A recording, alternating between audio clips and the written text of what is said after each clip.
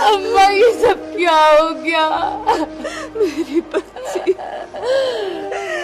मेरी बच्ची, ये सब क्या हो गया अम्मा? अम्मा, अम्मा मेरा लीजिए, मेरी दुआ। सब चले गए, सब चले गए मेरी बच्ची। अब हम कैसे जिएंगे? कैसे गुजरेगी ये जिंदगी? सब्र कर मेरी बच्ची, सब्र कर, हौसला कर मेरी बच्ची। इसके सिवा हम कर भी क्या सकते? हम क्या कर सकते? ये तकदीर के लेखे ही किसी इंसान के नहीं, जो रो धोकर इंसानों से बदलवा ले। ये तो उसका लेखा है, जिसका कलम अपनी मर्जी से चलता है और अपनी मर्जी से रुकता है। मगर अम्मा, हम पर ये कलम क्यों हमेशा तलवार की तरह चलता रहा? इसलिए कि तुम्हारा बाप और तुम सब कभी भी उसके दिए हुए नसीब पर खुश नहीं हुए। अपनी मर्जी की खुश नसीबी तलाश करने की कोशिश में बदनसीबी को गले लगा लिया। मैंने कितना समझाया, कितना समझाया, लेकिन मेरी बात किसी की समझ में नहीं आई। तू ठीक कहती है अम्मा, हम अपने और अपनों के लिए कुछ करने की ख्वाहिश में ये भूल ही गए कि हम कौन होते हैं कुछ करने वाले। तूने सारी जिंदगी अब्बा और हमें यही समझाने की कोशिश की, मगर हमें समझ न आए। और आज समझ आई भी तो क्या फायदा? तेरी तो अभी पूरी जिंदगी पड़ी है ताबीर, जो सबक सब कुछ गंवा कर हासिल हो वो कभी भी साया नहीं होता बेटा। ये तेरे और तेरे जरिए अल्लाह की मखलूक के काम आएगा।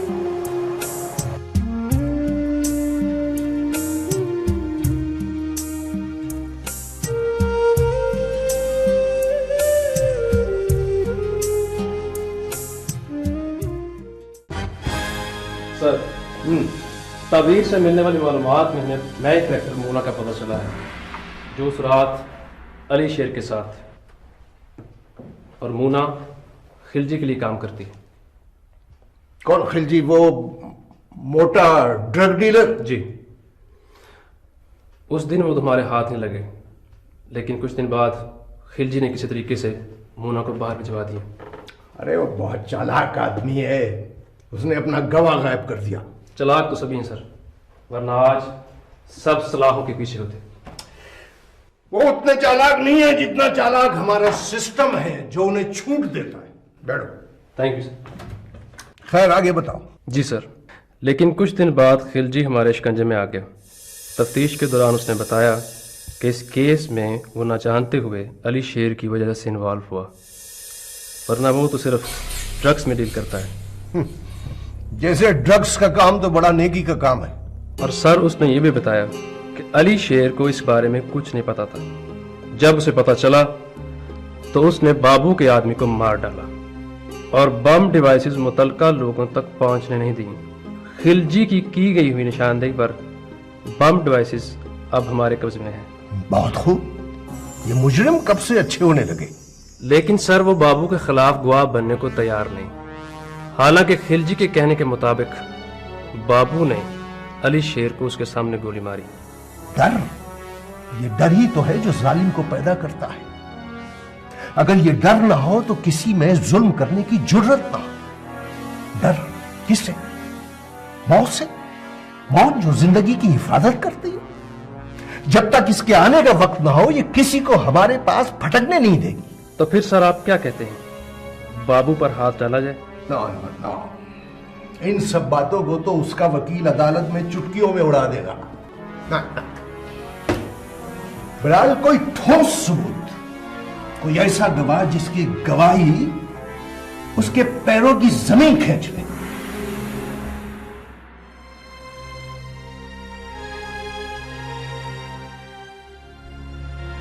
मैडम से जरूर बात कर लीजिएगा।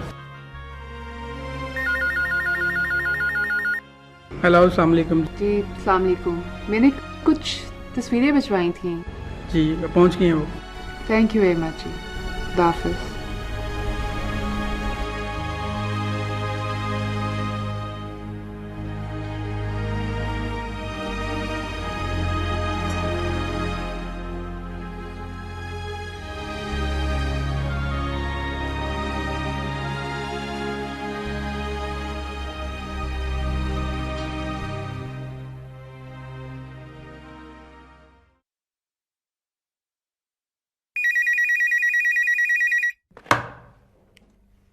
हेलो, जी आईजी साहब बोल रहे हैं? नहीं जी, एएसपी बिलाल बात कर रहा हूँ।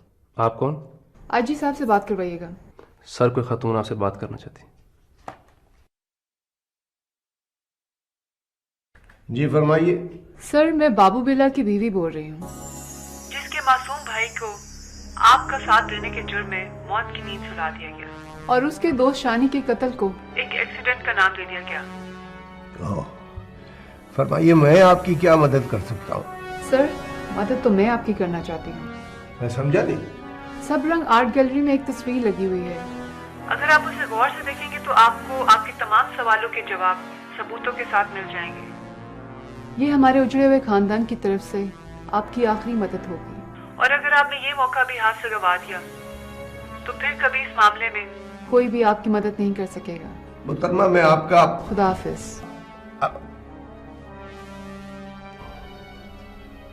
सर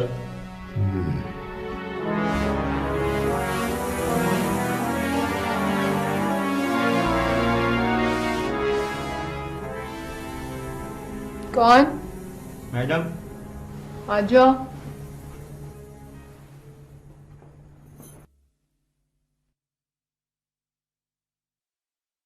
मैडम जी बाबू साहब ने भेजा है और कहा है कि जब आप उनके सामने हैं तो ये पहन कर आए। ठीक है, जाओ।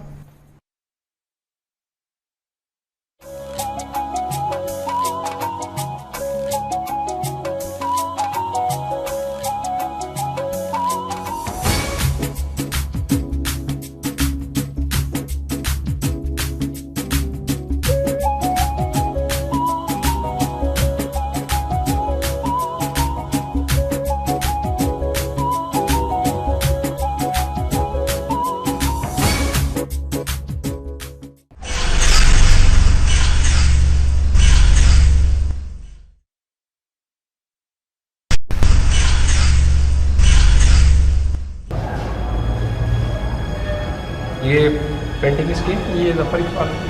अच्छा, गुड।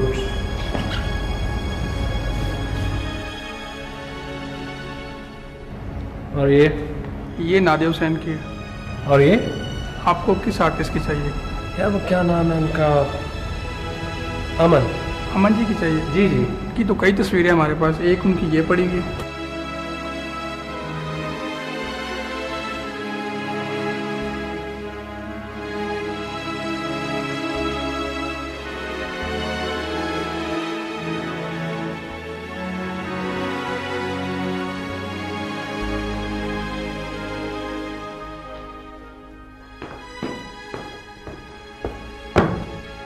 सर, फरीशेर साहब हैं, आपसे मिलना चाहते हैं। इंटरेस्टिंग, भेजो उन्हें।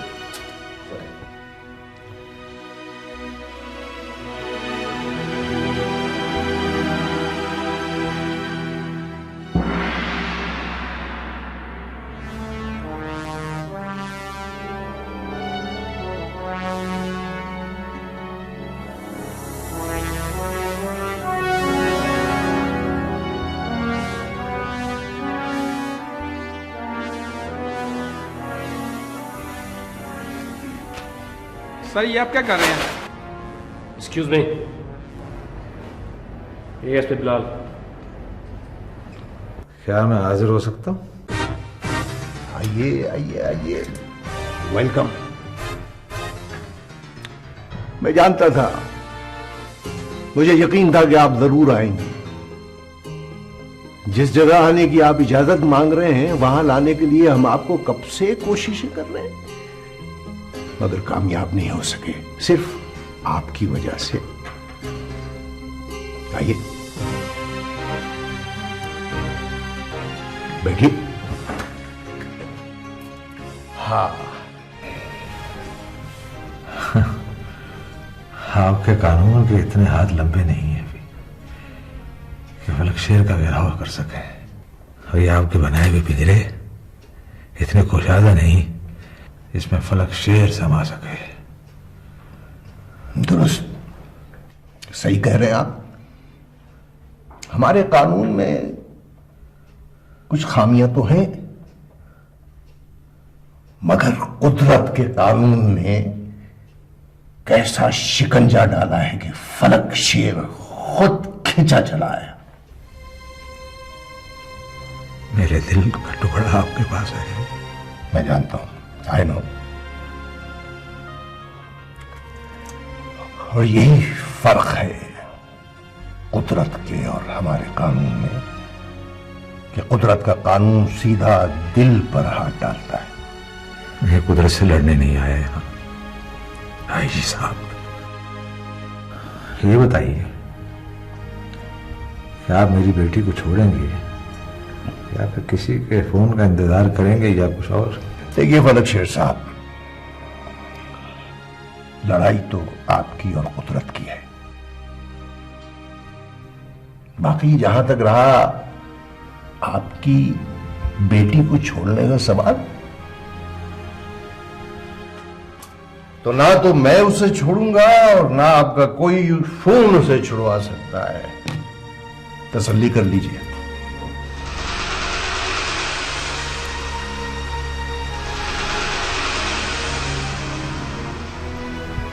खुशी हुई जान करके हमारे मुल्क में आप जैसा न डर और ना बिकने वाला ऑफिसर कोई तो है। थोड़े हैं, मगर हैं तो सही। देखिए फलक शेर साहब, अगर आपकी बेटी बेकसूर हुई तो सबसे पहले मैं उसके लिए लड़ूंगा, क्योंकि किसी की भी हो बेटियां बेटियां होती हैं। हमारी आपकी जंग तो जारी रहेगी।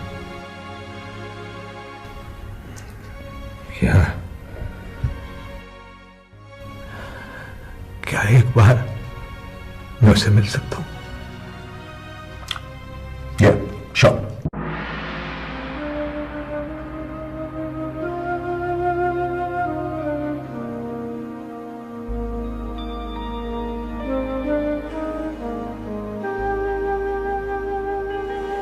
उठता भी, तुझसे कोई मिलने आया।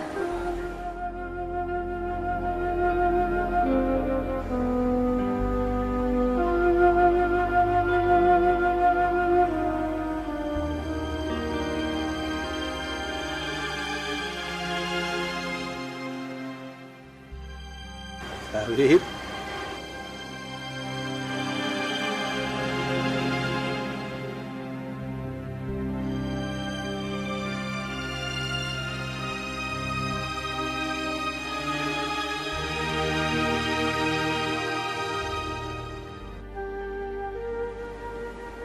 आपने तो कहा था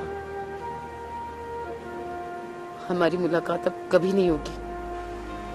ठीक कहा था मैंने, मुलाकात कभी नहीं, लेकिन उस लड़की से जो मेरे पास काम करती थी। और देखो, अल्लाह ने मेरे लफ्जों की लाज रख ली।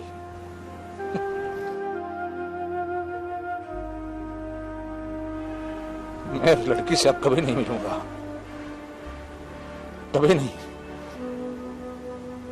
क्योंकि यहाँ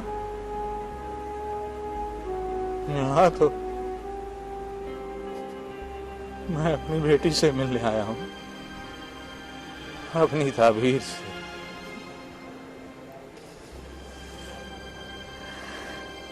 ताबीर?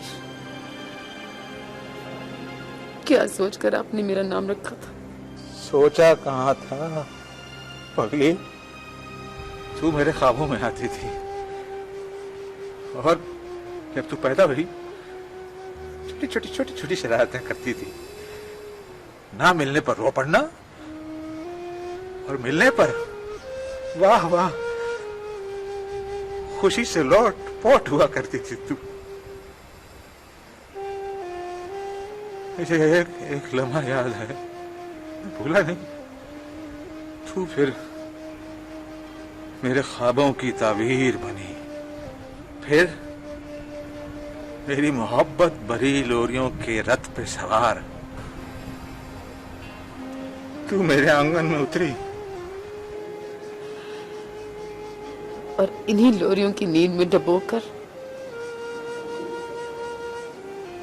मुझे सोता छोड़कर चले गए। ये भी ना सोचा कि जब नींद से जागेगी तो इन लोरियों की आदत मारी फिर कभी ना सो सकेगी।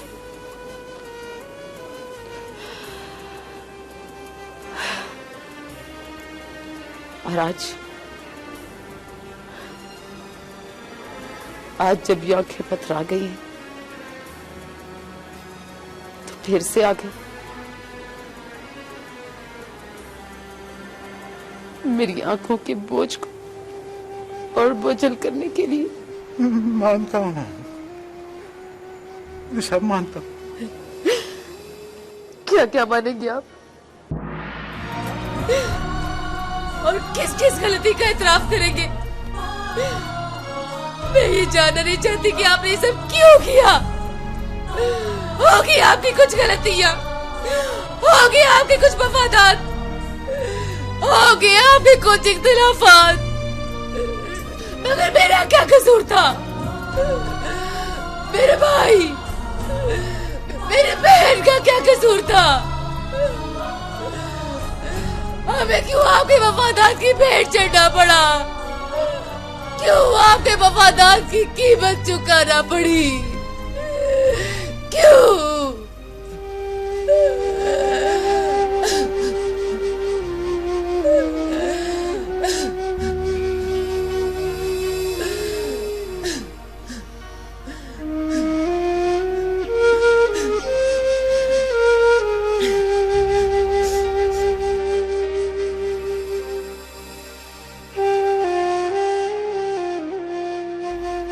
कोई बाप नहीं है, कोई बाप नहीं है मेरा। आप जा सकते हैं, जा सकते हैं आप।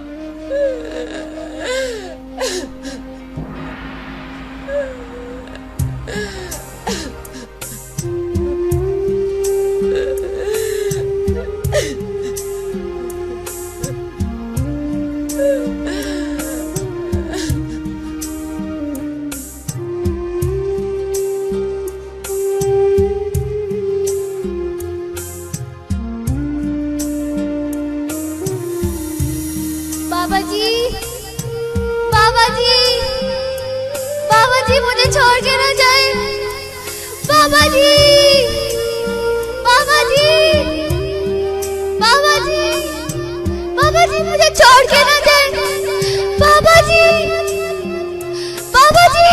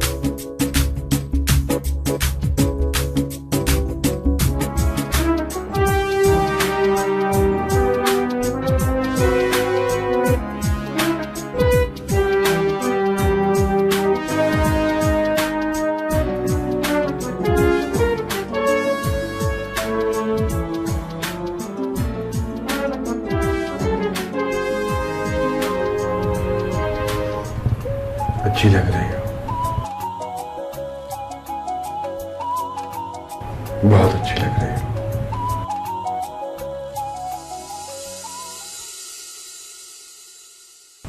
आज के दिन तुम्हें अच्छा लगना भी चाहिए था। Today it's a special day.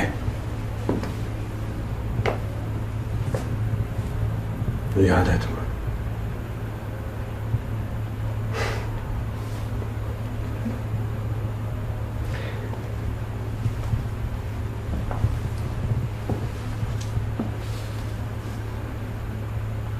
आज हमारी सो कॉल्ड शादी की सालगिरह।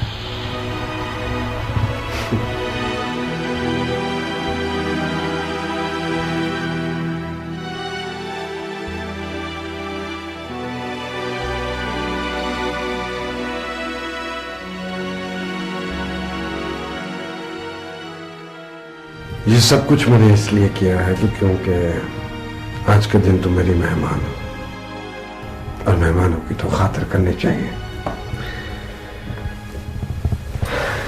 ये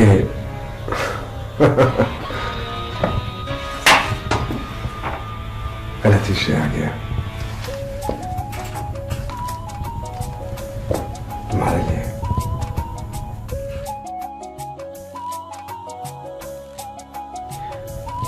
तुम्हारे नजदीक इसकी कोई वैल्यू नहीं है, और होनी चाहिए भी नहीं, क्योंकि तुम इससे बहुत ज्यादा कीमती हो। मैंने सोचा कि क्योंकि आज बहुत खुशी से दिन है, तो क्यों तुम्हें खुद अपने हाथों से खाना खिलाऊं?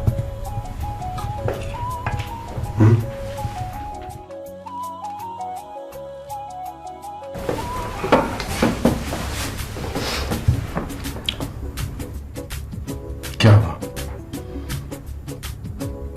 भूख नहीं है? अरे नहीं, ऐसा तो हो नहीं सकता। मैंने इतना एहतमाम किया है सिर्फ तुम्हारी खातिर। कुछ लम्हे तुम्हारे साथ गुजारना चाह रहा था। सोचा कि आज तो वैसे भी स्पेशल डे है, तो व्हाई नॉट खाना इकट्ठे खाते हैं।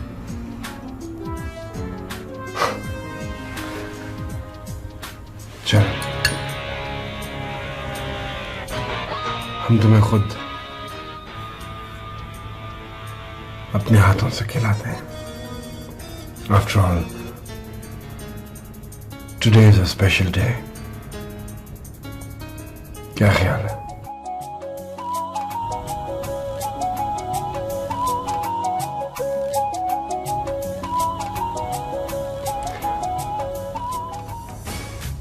शायद तुम्हें चावल पसंद नहीं, ये भूख नहीं।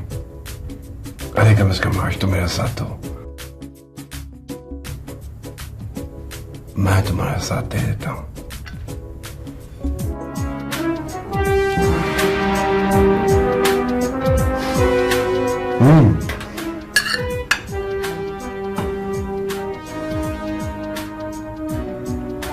अब तुम्हें इनकार नहीं करना चाहिए।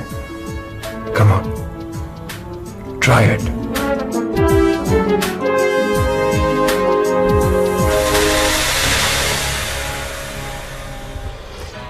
हर इंसान की कोई ना कोई कमजोरी होती है। मैंने हमेशा से तुम कमजोरी रही हो, फिर तुमने ऐसा क्यों किया? क्यों? तुम क्या समझती हो कि मैं उनके हाथ लग जाऊंगा? नहीं, दुनिया का कानून मिलकर भी चाहे तो मेरे तक नहीं पहुंच सकता। नेवर। और मैं तो तुम्हारे साथ जाना चाहता हूं, क्योंकि मैं तुम्हारे बगैर नहीं रह सकता।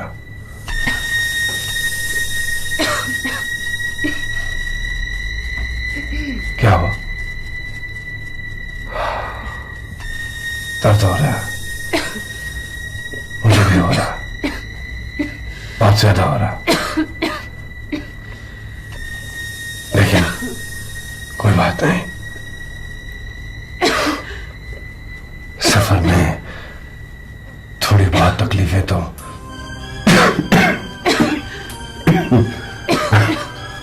आती हैं, लेकिन मंजिल पे पहुंचने के बाद सुकून।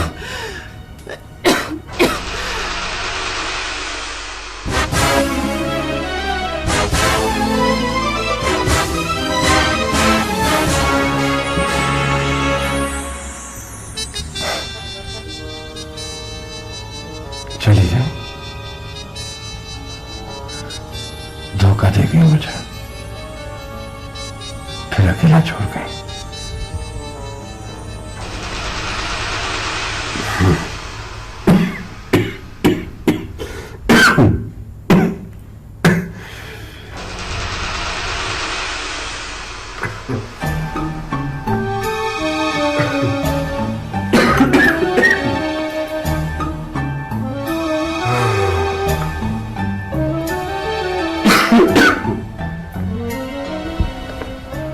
चली गई।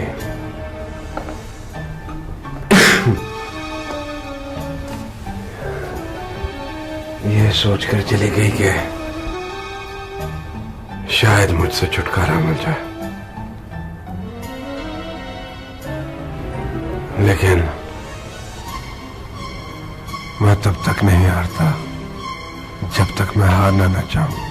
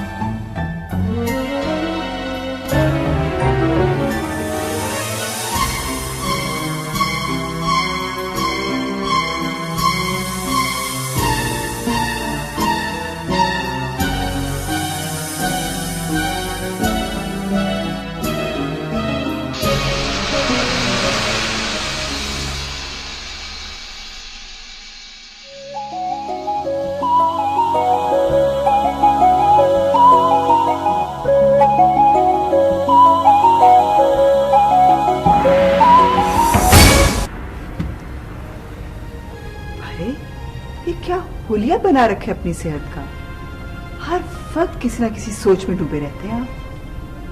क्या करें, क्या करें? जब बाप को ये पता लगे उसकी जवान बेटी अवलाद में बंद है और वो कुछ नहीं कर पा रहा, नहीं उसे ये पता चल रहा है कि कौन है उसके पीछे, तो क्या करेगा? यही सोचेगा कि फलक शेर की ताकत खत्म हो गई है, और फलक शेर की ताकत खत्म हो जाने का मतलब यही है कि वो मौत है उसके लिए। खुदा के वास्ते ऐसा मत कहें, ऐसा मत कहें आप। मैंने आपसे एक बहुत जरूरी बात करनी है। बोलिए। बहुत अहम बात है। मुझे नहीं मालूम था कि ताबीर हमारी बेटी है। क्या मतलब है? मतलब ये कि एक दिन मैंने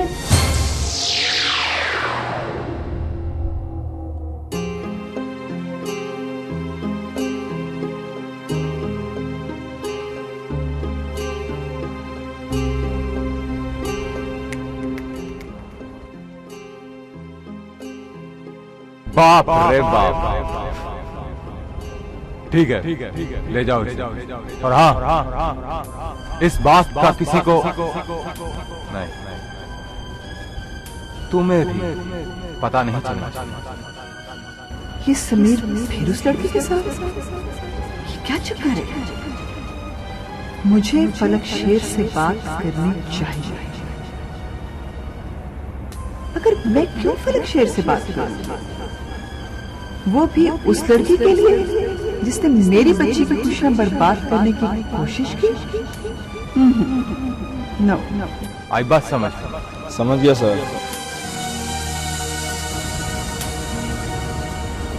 कौन है मामा?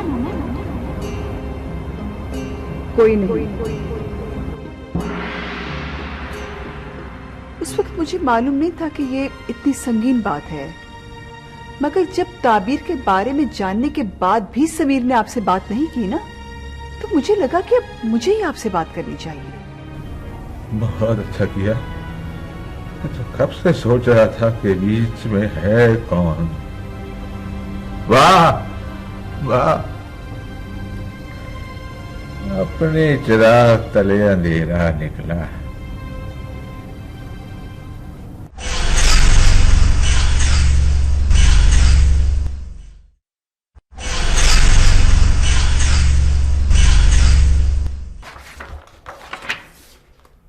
All right, this is almost done.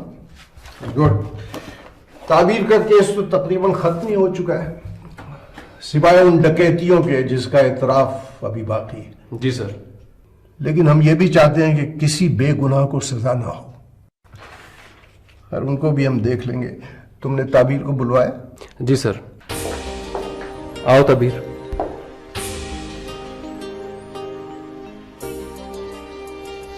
यह हथकड़ी खोल दो, अब इसकी जरूरत नहीं है।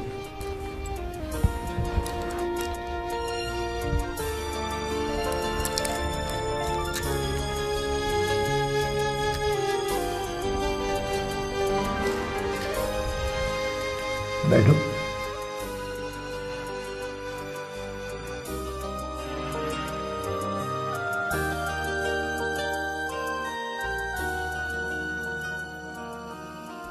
तुम्हें यहां कोई तकलीफ तो नहीं?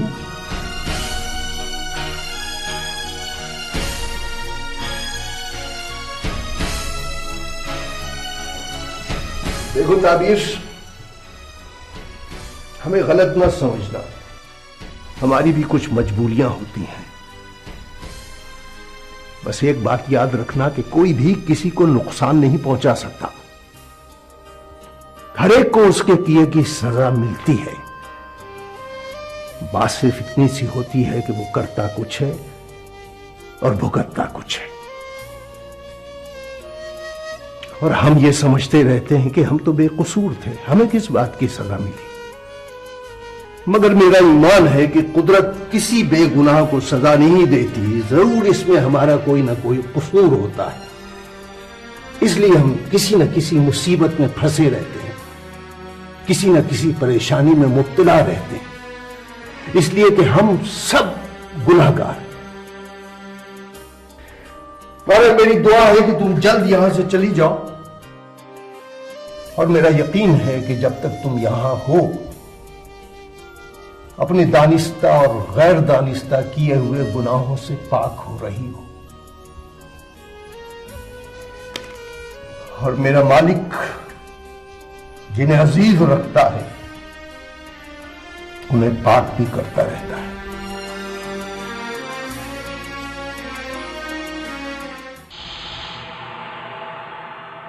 मैं फलक शेर बोल रहा हूं। एएसपी, अपने लगे हुए फूलों में अगर इजाफा करना चाहते हो तो मैं तुम्हारी मदद करने के लिए तैयार हूं। मैं ठीक 12 बजे मेरे फार्म हाउस पे आना होगा। मैं तुम्हारा इंतजार करूंगा। Exact 12 o'clock।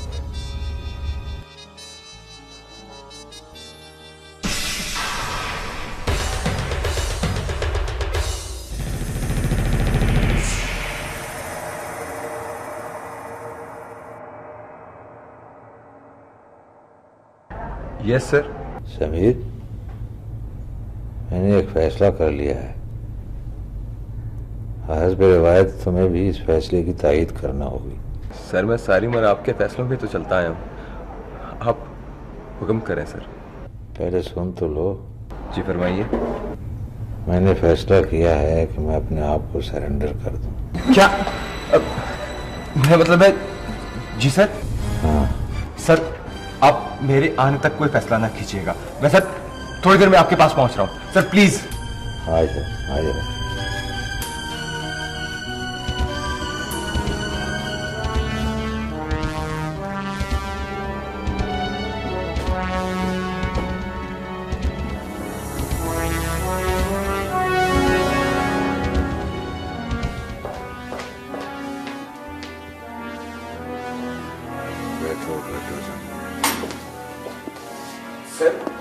ये आप क्या कह रहे हैं सर? आप अपने आप को सरेंडर कर रहे हैं? सर मैं ऐसा नहीं होने दूंगा सर। सर मैं दोबारा यकीन नहीं होना चाहता सर। इस बरसों की बनाई हुई सल्तनत को आप जमीन बोझ कर देंगे ना सर। मैं सर ऐसा नहीं होने दूंगा। यही बैठा मैं यहां सोच रहा हूं, फलक शेर, तू जब घर से निकला वापस आने का वादा करके, तेरे पास तो कुछ भी नहीं था, खाली हाथ नंगे पांव। इसी जनू को देखकर किसी ने मेरा हाथ पकड़ लिया,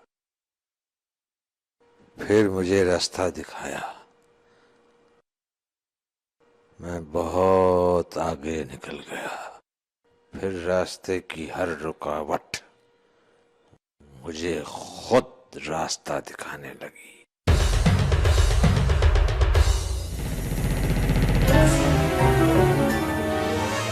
और फिर एक वक्त आया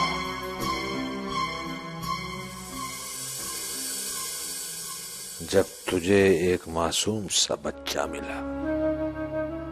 फलक शेर, तुझे बड़ा प्यारा लगा। और फिर उस बच्चे ने मुस्कुरा कर तेरी तरफ देखा, फिर मेरी उंगली पकड़कर मेरे साथ चलने लगा। कांधे से कांधा मिलाकर मेरे साथ चलने लगा। और जिनसे तू वापस आने का वादा करके घर से निकला था, वो तुझे तलाश करने निकले और खुद ही खो गए।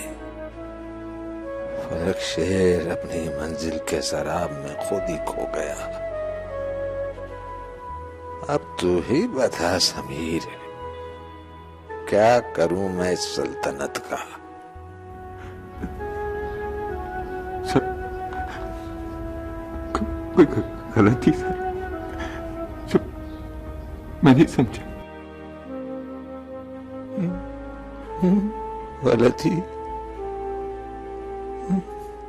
गलती तो मुझसे हुई, मुझसे हुई गलती, जिसे मैंने अपना वफादार समझा और उसे खुला छोड़ दिया। उसने मेरे बच्चों को काट लिया हैं?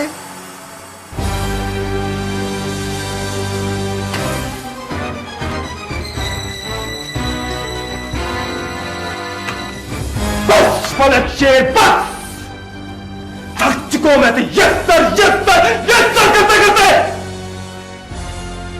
तेरी वजह से मेरे बाप का साया मेरे सर से उठ गया और मैं यतीम हो गया। और मैं तेरे टुकड़ों पर पलता रहा। टुकड़े चाहे सोने के भी हो फलक शेर, होते टुकड़े ही हैं। सारी उम्र मैं तेरी वफादारी का दम भरता रहा, और जब सिला देने का वक्त आया तो तुझे तेरा बेटा और बेटी याद आ गए। ये तो किस्मत मुझ पर मेहरबान थी कि तेरे बेटे का कांटा तो बाबू बिल्ला ने खुद ही निकाल दिया, और बची तेरी बेटी। तो तेरी बेटी को मैंने ऐसा फंसाया कि तू खुद नहीं समझ पाया कि हुआ क्या, और तू बुखला गया। फलक शेर, तुझे शिकस्त। हाँ?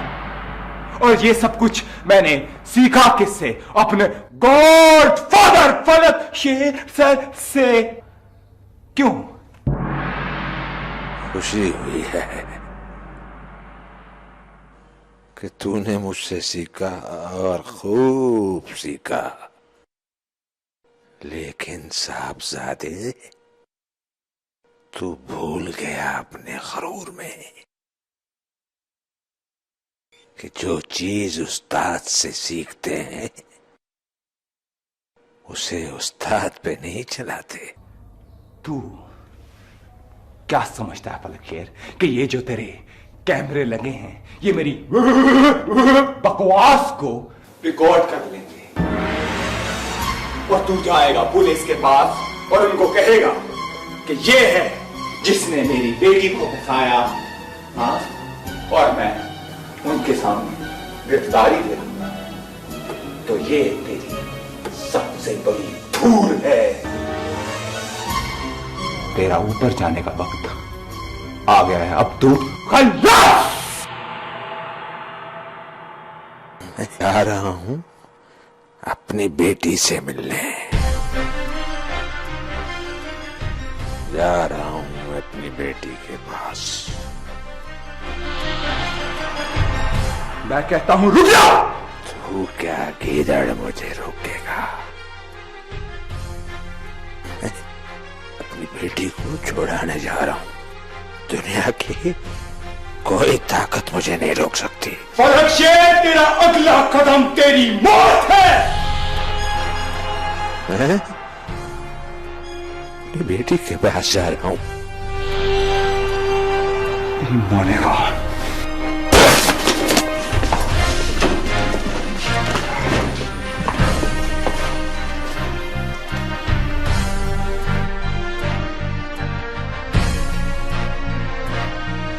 Arrest him.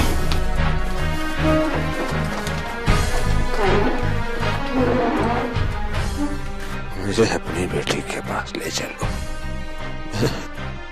मैं अपने बेटे के पास जाऊंगा, अपने बेटे के पास।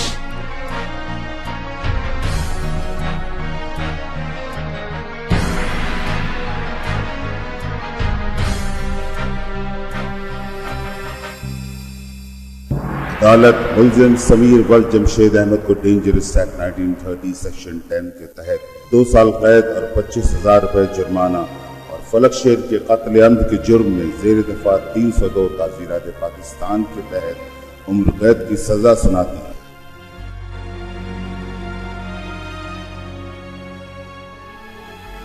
और मुसम्मा ताबीद वल फलक शेर पर लगाए गए तमाम झूठे इल्जामात से उसे बरी करती है, मगर राजधानी की मुख्तलिफ वारदातों में मुलव्वस होने की वजह से ज़ेर दफा 395 ताज़ीरात पाकिस्तान के तहत 4 साल कैद बामुशक्कत और 20,000 रुपए जुर्माने की सजा सुनाई। ताबीर,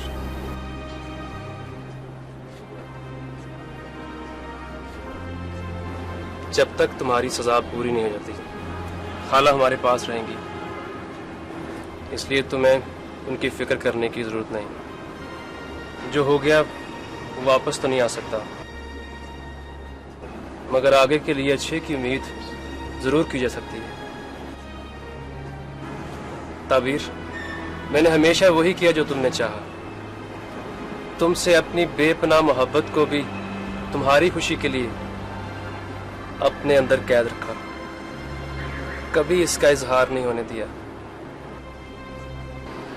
मैं तुम्हारा इंतजार करूंगा।